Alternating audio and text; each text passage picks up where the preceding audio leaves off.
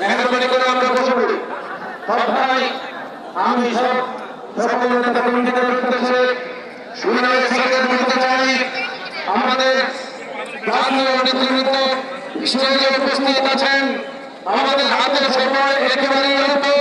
সভাকে সুশৃঙ্খল রাখবার জন্য সকলের সর্বাত্মক সহযোগিতা কামনা করছি। সংগ্রামী তৌহিদি জনতা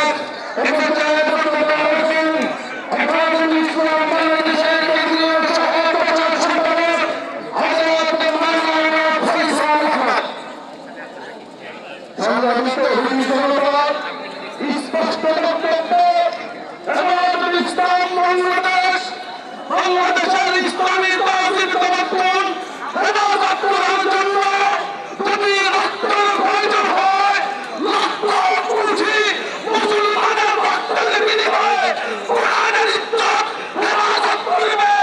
এই কোরআনের ইজ্জত হেফাজত করার জন্য কারা কারা রক্ত দিতে প্রস্তুত?